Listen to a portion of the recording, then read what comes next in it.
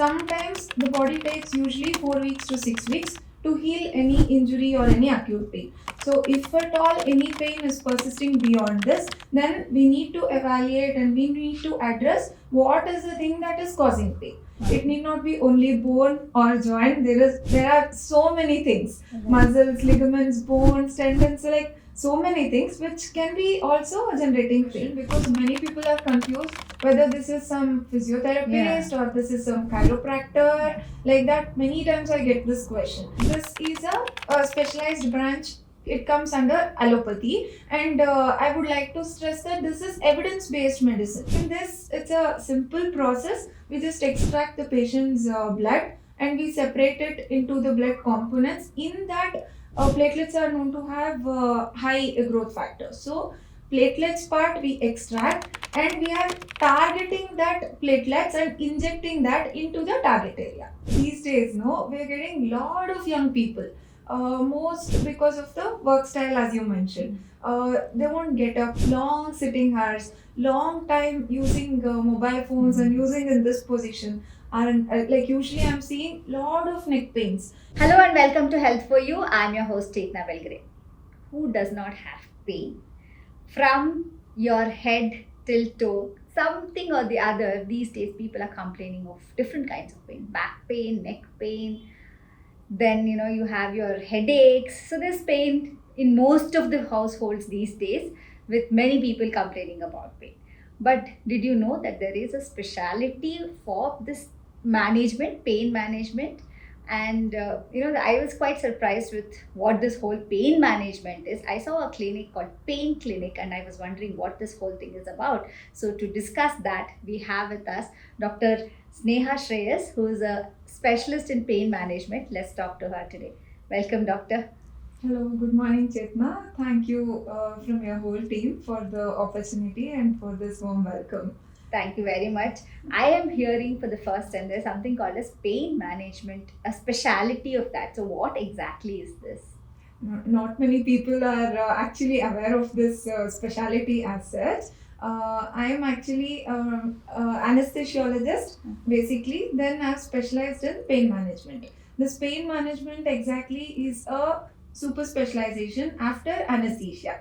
Okay. And this pain clinic is the one like we deal with every kind of pain. It's not that it's only knee pain or back pain. From head to toe, like you said, from headache, like usually migraines, neck pain, or from that till the heel pain. Like heel pain is very common, right? Yes. So till then, we deal with everything, every sort of pain in this specialty. Okay. Would definitely try to tell you in this duration about much more about pain management. That's very interesting. So, basically you said that from head to toe we have all sorts of pains addressed here. So, who are the kind of people who actually come to you? Like, when will we know that, okay, we need to go to a pain specialist? Because normally what happens is, whenever people complain of pain, like say for instance knee pain, then they go to an orthopedic, right? Then when you have a chronic headache or something, then you go to a neurologist. So when do we know that we need to see a pain management specialist? So who are the kind of people who come to you? Yeah. The one thing I want to make everyone realize that pain is one which is not to be neglected. Like people feel that okay, I have pain since many years, let me live with it. And when you have an option to treat pain, you need not suffer, right? Yeah. So it's for everyone, I would say. And basically, there are two types of pain: acute and chronic, which everyone is aware of. Acute is like someone has hit themselves, had some injury or fall. So due to that, when some pain comes, it's usually like a short duration, like since 1 week or so. When they have pain, we call it as acute pain. And when it comes to chronic pain, people can be having pain for like years, months, or weeks duration. So we call it as chronic pain when it is usually more than 3 months duration. And the category of patients which we treat in this specialty is usually chronic pain. Okay. It can be like a physical and with an emotional component. All these can be influencing the pain factor as such, but it's usually chronic pain. It can be there for years also. Okay, so anybody of any age with the chronic pain can come to the pain clinic, right? Yeah. So these days we do hear a lot of South First. We do have our own, emails which come to us with people complaining of several things, and they want us to address it with through doctors like you. So I get a lot of mails, talking about people coming in with, relief for back pain, relief for headaches, like that. So there are many things which come up. So what are the kind of the pains, if I can say that, people are coming in with what kind of complaints to you these days? Like usually I can say back pain, neck pain, and more of like chronic pain in maybe 50 or 60s age group. Geriatric population, we get this back pain and knee pain also very commonly. And if we take younger population, there are one category of patients who has some sports injuries or who has suffered some other injuries, and because of that maybe their pain has become chronic. Like usually I would have heard about ligament injury, tendon injuries, and all this. Not every patient gets better only with conservative management, like the rest, ice pack, hot pack, all the home remedies, and the general physician's recommendations. No, all this not everybody will get cured of. Sometimes the body takes usually 4 weeks to 6 weeks to heal any injury or any acute pain. So, if at all any pain is persisting beyond this, then we need to evaluate and we need to address what is the thing that is causing pain. It need not be only bone or joint. There are so many things: muscles, ligaments, bones, tendons, like so many things which can be also generating pain. So we usually call this as pain generator. Mhm. So our basic idea is to locate the pain generator exactly, so that we will address it to the root cause of the pain. Okay, that's very interesting. So when you say that, how different will this particular, once you diagnose and once you say that this is the root cause of the pain, how different is the treatment going to be like? Do we categorize into allopathic treatment, or is it going to be different kind of treatment? So how does the whole treatment option go here? Yeah, very good question, because many people are confused whether this is some physiotherapist or this is some chiropractor. Like that, many times I get this question. So people can call whatever they want about the pain specialty, but this is actually, as I already said, a specialty of anesthesia, like as such dealing with chronic pains and dealing to the root cause. But in this specialty, usually this is a specialized branch.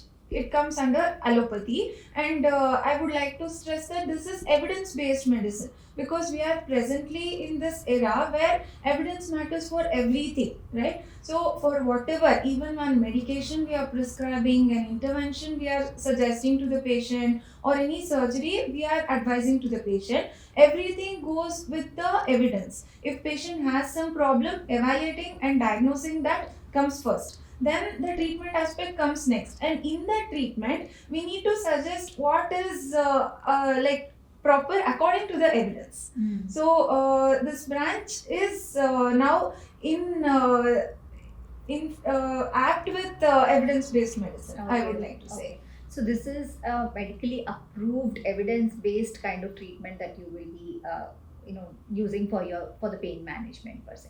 So coming to when you talk about, like say for instance, people with arthritis will have a different kind of treatment option, right? And people with say neuropathy or something, diabetic neuropathy, so they will have a different kind of treatment. So will all of those things also be addressed here, and how do you do that? Yeah, usually neuropathic pains will be long term, chronic pain, but we need to address the cause. Like, for example, sciatica, I think everybody is aware of. So, sciatica is usually because of the disc prolapse. Can be in the neck region or can be in the back region. So, the sciatica, no, the problem is actually in the spine, but the pain they are getting in actually in the legs. In the spine, where the problem is, the area of the problem is different, but the area where the pain comes is different. That we call as like something called neuropathic pain. In long term, it develops like some symptoms like burning sensation. They might have altered sensation. They might have like even the touch sensation can cause or stimulate pain. Even cold and hot can feel different to them. So all this like electric shock like sensation, which like many people, most of them are aware of now. Or whatever back pain they are getting, no, I usually get, I have sciatica, and they diagnose themselves and Yeah. they come to me. And once I tell this is not sciatica, they'll be like 99% relieved. Okay, I'm happy now that this is not it, kind of. So we address such pains also, and along with that, for example, you mentioned arthritis, right? So if I have to talk about arthritis, the most common we are getting is knee arthritis, because nobody is like, we can't prevent aging. It's the rule of life. Yes, So it's just that we can just postpone aging, or when we detected that because of the wear and tear of the joint, when we are having troubles, like when it is causing pain, then we have some regenerative therapies. So those can promote healing, and are known to further postpone the wear and tear part also. Okay, okay. So I did, when I looked into the board there, it did talk about regenerative treatment. So what does regenerative therapy actually mean? Like what happens in that? Yeah, I will just Yeah, take please. this model. So, for example, if I take knee, because most common like arthritis which we see is knee osteoarthritis. So there is meniscus inside, there is cartilage which is lining the joint. So what happens as we age, cartilage will go on thinning because of the wear and tear. So in the arthritis, there are like stages, stage 1 to stage 4. In early stages, we call stage 1, stage 2, and early stage 3 also.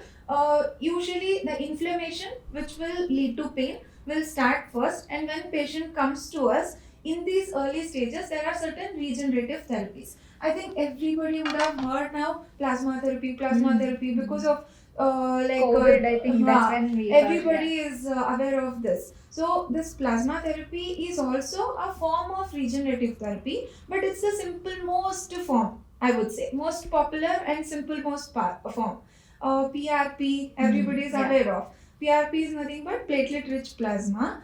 In this, it's a simple process. We just extract the patient's blood, and we separate it into the blood components. In that, platelets are known to have high growth factors. So platelets part we extract, and we are targeting that platelets and injecting that into the target area. Okay. Like for example, if I said like knee, I mentioned if meniscus is injured, knee joint, if we want to target, then inside the knee joint we are targeting and injecting the platelets. So we are concentrating the growth factors, and we are targeting to the area where the healing is required. Okay. The same way, if disc is the one which is going for degeneration, then intradiscal regenerative therapies are also there. Otherwise, for joint, the same applies for any ligament injury or any tears, partial tendon tears or tendinopathies we call, no? All those things. And for example, if I have to say frozen shoulder, for tennis elbow, golfer's elbow, plantar fascia, which like many people would be aware of these common terms, right? So for all such things, this regenerative therapy is known to help for regeneration, promoting healing, but it should be done in a proper stage. That patient selection and evaluation is very important. Okay. in And this. is it going to be something which is like every 6 months you need to do this, or is it permanent? How does it work? Usually regenerative therapies we tell, like if any ligament injury, for example, if it is in the early grades, grade 1 or grade 2, then usually 1 or 2 sessions we advise either platelet rich plasma, or we do one more form of regenerative therapy, that is growth factor concentrate, where we are activating the growth factors and we are injecting into the target area.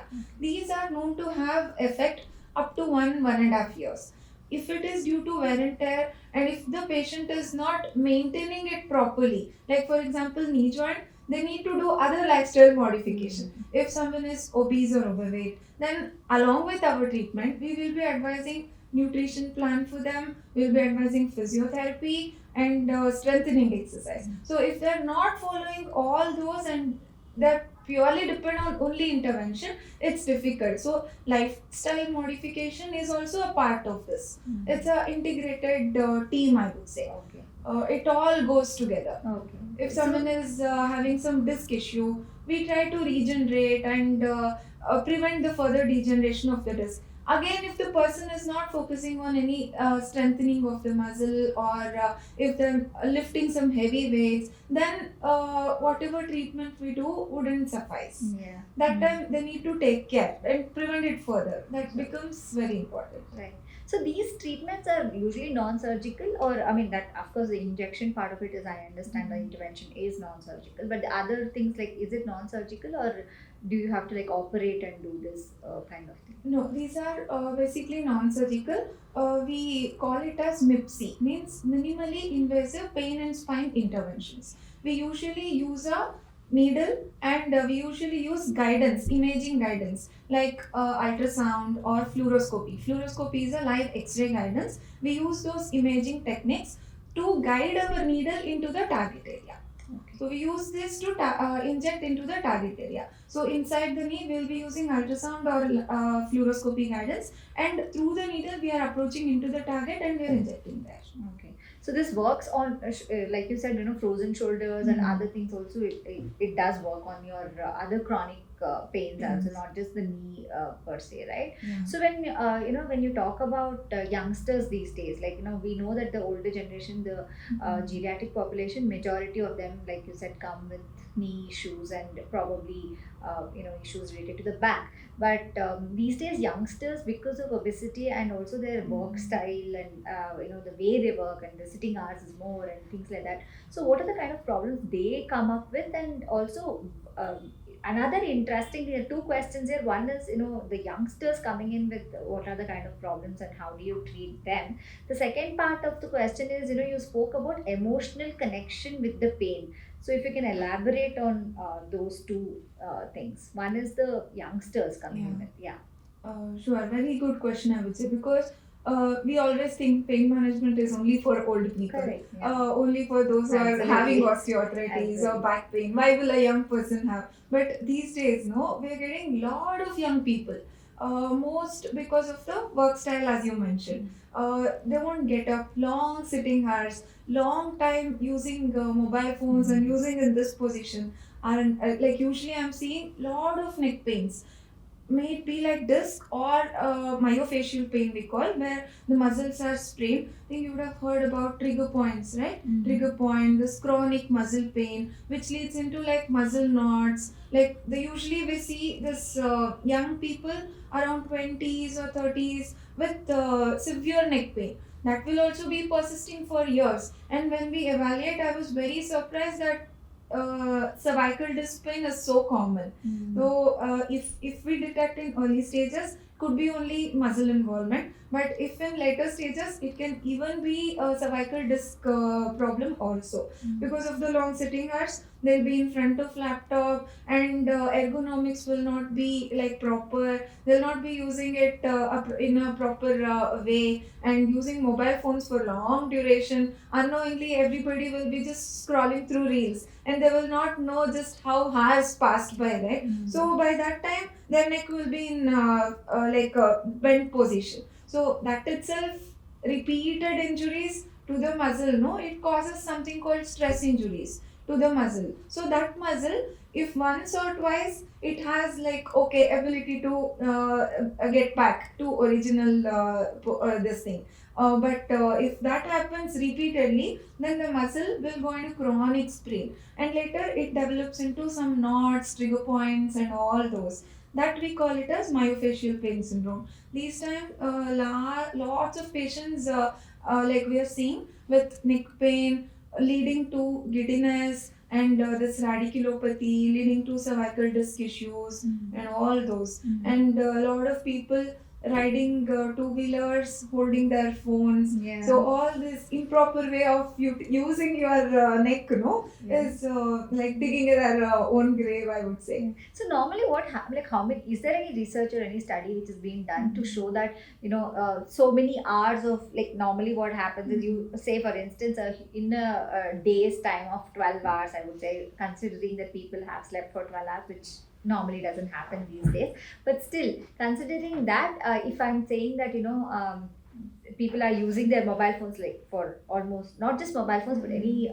gadget kind of thing for almost 8 to 10 hours or 7 to 8 hours, and they're sitting like this. So is there anything like this many hours and you're in this particular position, then the bone actually can become like that? Is there anything of that sort which happens? Not exactly duration, I could say, but it's the lifestyle. Okay. I now when I treat any patient with such pain, I tell them and I stress them, whatever I treat, if you do not follow all the instructions like post treatment, it will be like again Come back. back. The Okay. pain and the problem will be again coming back. So they need to at least remind themselves, follow an active lifestyle where like resistance exercise, strengthening the muscles. See, now everybody is like towards protein intake, and it's like a revolution, right? Everybody is like protein rich food, diet, everyone is taking care. Same way, if protein we are consuming, protein has to go to our muscle, Right. like and daily protein is not like fat. Protein, whatever we intake, it's for the day. It's not like useful for the next day. So every day's protein intake, how it is important. The same way your strengthening of the muscle and active lifestyle is also important. Otherwise, whatever protein is going in is not getting into muscle. Okay. If we are not actively like working out or even any physical activity, if that is not happening, then whatever the diet, it is going for waste. So that also I keep stressing because that becomes very important for like post procedure or intervention management. Okay. So you did talk about the emotion part of it. So if you can explain on that.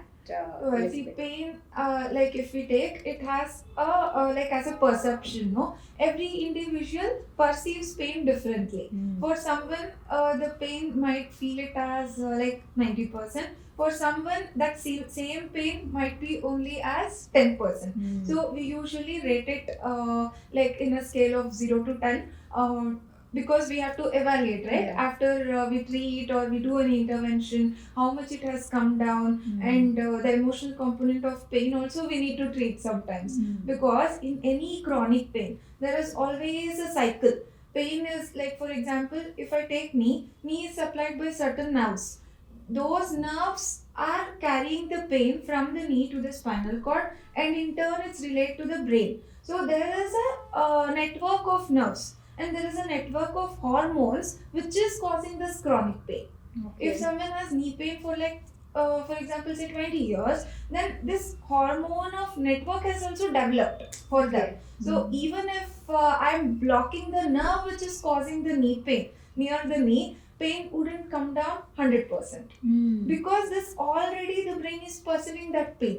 That is the like importance of treating chronic pain. If you don't break that hormonal cycle, then you can't force them. I have blocked your nerve, I've given you pain relief, you just like have to exercise more, you don't have pain more. That pain perception is still there. How do you deal with this? It's very interesting because I always wonder, when we just keep changing doctors then, right? Normally what happens is we go for a particular treatment and, you take that treatment, like you said, you work on medication, you work on your lifestyle or do whatever, but then, the pain is still there, and then there is constant complaining of, okay, my pain is still there, then you go to another doctor, then the same thing follows. So, this is very interesting because that connection is something which I had not personally known about. So, how do you break the pattern then?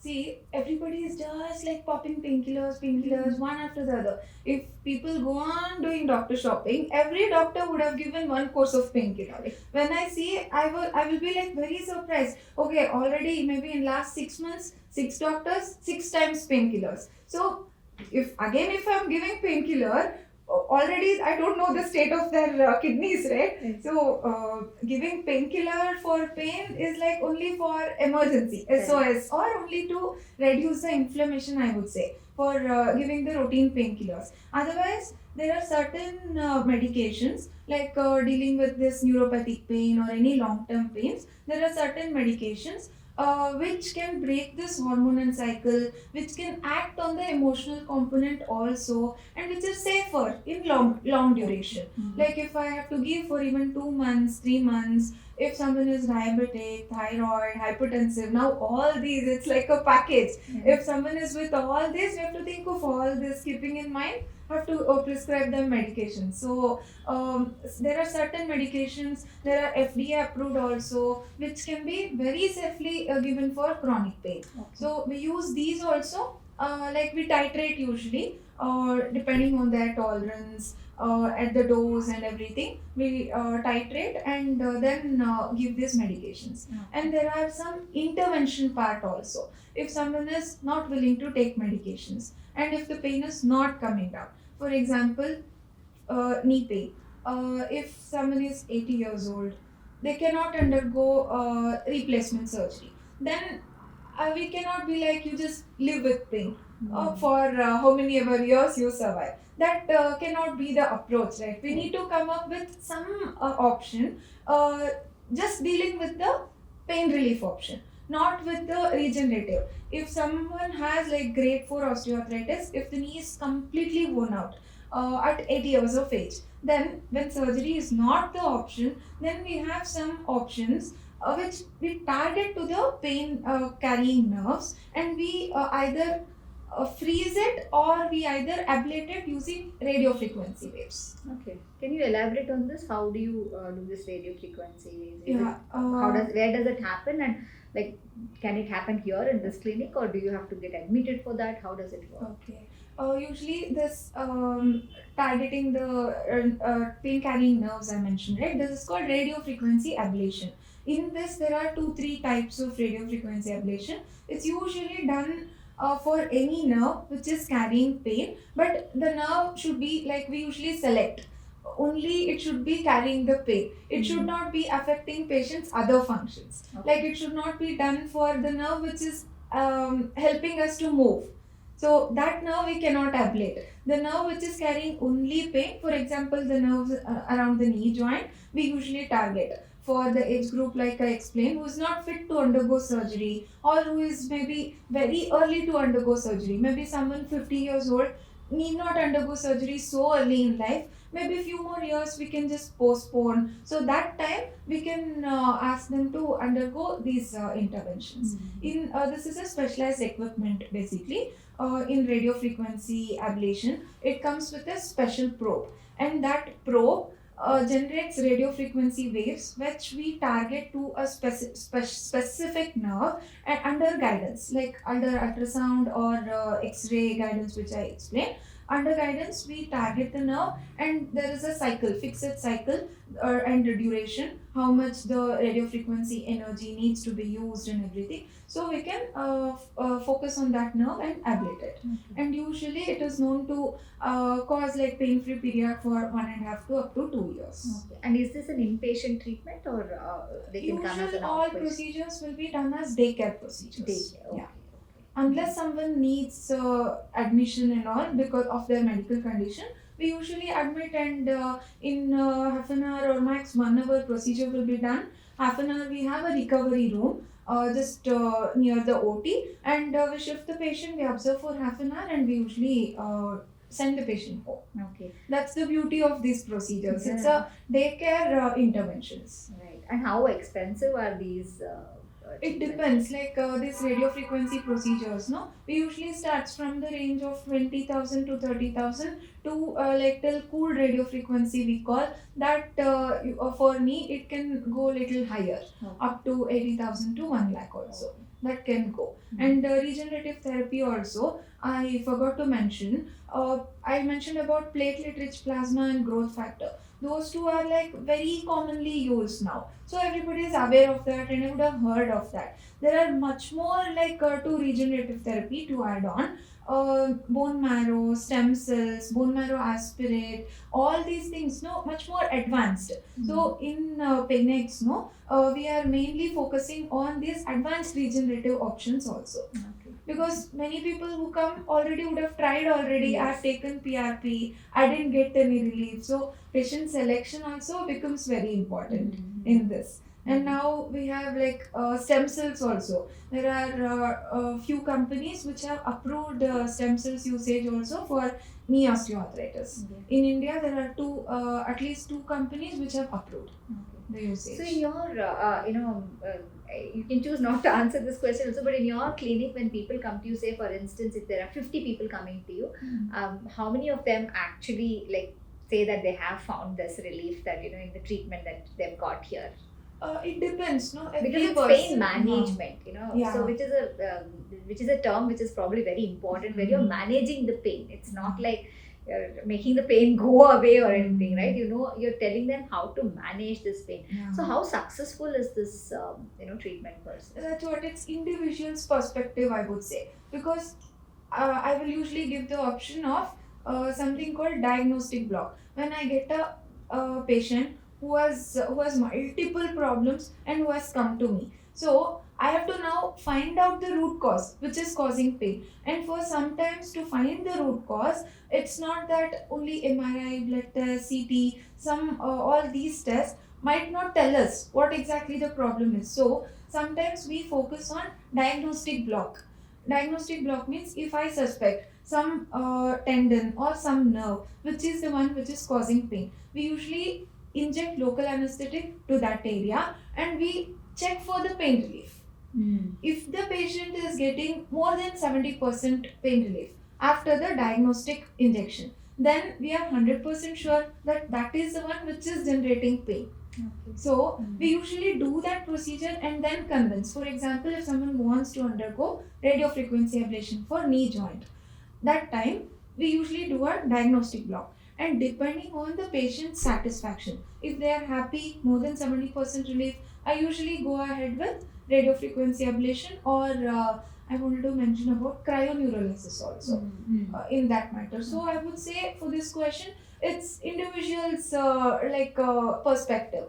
Some people come with like 100% expectation. That time it becomes difficult to convince. So maybe I would say up to 70% are happy with the treatments. Some people are very scared of anything. So if they are scared of surgery, they are scared of even needle, then we have to think of very minimally invasive, only the physical therapy or conservative management. Some people are scared of taking any tablet.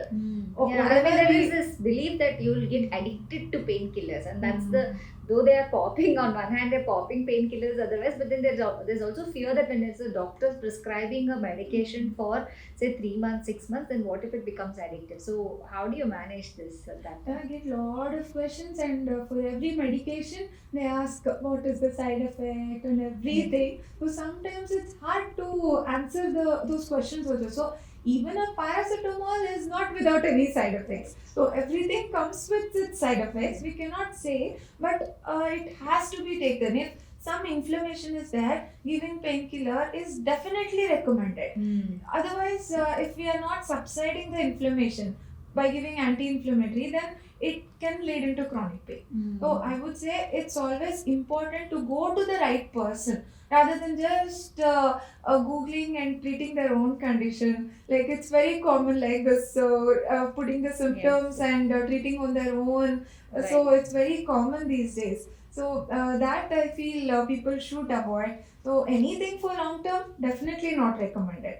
We know when to give, when to stop. So with recommendation and with advice, people have to follow. Okay, this cryoneurolysis is something which is interesting. What is it? Can you elaborate a little bit on that? Just like how I mentioned about radio frequency ablation, there is one more option for this nerve ablation. That is the very latest addition to the pain management. This is called cryoneurolysis. That also is a specialized equipment. That equipment we connect to a carbon dioxide cylinder, and we generate freezing temperatures up to minus 78 degrees. Okay, so when we target the nerve, we are freezing the nerve using this equipment and this probe. So that time also, when we freeze the nerve, the signals especially the pain carrying nerve, so the pain signals are blocked there. So in turn, the patient will have a pain relieved period for 1 to 1.5 years So duration. this is what this works on even the spine, the back, and That's all. what we have to select the nerve, which we Okay. have to ablate. Okay. This has multiple application. like usually the trigeminal neuralgia, if you have heard, Mm. very commonly called this shock-like sensation in the face and all. For this multiple nerves with the face, we can target in this. Or for example, knee, we can target few nerves around the knee joint. We can target with this. Not all the nerves which has the function of like walking and all, which helps in our movement. No, we cannot target. Which are mainly sensory nerves which carry the pain sensation. We usually target with this equipment. Okay. And normally people they go in for this acupuncture and other Mhm. kind of pain management because like we discussed, they are very scared to go see a doctor because all these MRIs and all that will come into pictures. They'll go in for acupuncture. How safe are these alternate therapies according to you? I cannot say like anything against that because they have their own evidence. So if many people come to me like and ask, I have been doing cupping. Is it advised for this muscle pain? I'm like, without diagnosing what is the thing which is causing pain, how can someone treat anything? Yeah. Right? Correct. If someone is pricking the muscle, thinking that it's muscle pain, I personally don't advise it because I want to first diagnose what is the cause. So I feel whatever treatment let them undergo if they're comfortable, but always go with the evidence. So whatever we advise, it's always with the evidence and after proper evaluation. Okay. Not like a blind treatment. Mm. If you have a muscle pain, there is nothing like just go take acupuncture, it is solved. What if that muscle pain is coming because of the disc problem? So we need to rule out the cause which is causing this pain. Then we need to treat it. Okay. Otherwise, if you just treat the muscle, if you just keep pricking the muscle with needles, then it might go off temporarily, but after like maybe 1 month or so, their pain will be back because the cause is definitely not treated there. Right. So I have one last question for you. Like before we, come into the pain clinic per se, is there anything that can be done at home for certain things? Like for instance, let's talk about say three major complaints that I normally hear. Is one is lower back pain, one is the neck pain, and the other one is the frozen shoulders. With people, constantly on the phone and on the systems and things like that. So are there any particular exercises or anything of that sort which you can tell our viewers on, which can help them to kind of manage this pain and prevent it also? Okay. Like usually now everybody is more into fitness. Yes. I would say more into fitness and diet also. Yes. So that part I think everyone is aware of, but that plays a very important role when it comes to muscle strengthening. So whatever physical activity, at least 20 to 30 minutes per day. If someone is walking, for example, 1 hour per day, I usually ask them reduce the walking duration for 30 minutes and another 30 minutes you focus on muscle strengthening and stretching exercise so that only the walking per se is good for spine but for all as such like for frozen shoulder for lower back, so focus on knee strengthening, back strengthening, neck strengthening. That will have more impact if you combine it with walking and strengthening exercise, I would like to say. Okay. So that part everybody needs to focus on. Right. Okay, doctor, it was really wonderful speaking to you. Thank you very much. I'm sure we have addressed most of the, except for the heart aches, I think, which can be a little difficult to deal with. I was telling my colleagues also that. But otherwise, I can see that a lot of people could come here and take benefit of it. Thank you very much. It was wonderful speaking to you on the show. Thank you. I would like to conclude. Just there is a saying that pain is inevitable, but suffering is optional. I think you would have heard about it. So when there is a way, you need to just approach it. So I'm very proud that if I make someone happy and smile because I make them get rid of their chronic pain, I feel so happy that I made someone better today, kind of. So I'm proud to be a pain physician, and I just hope to create lot of awareness about this branch so that we can create a pain-free society. Thank you very Thank much, you. doctor. Thank you.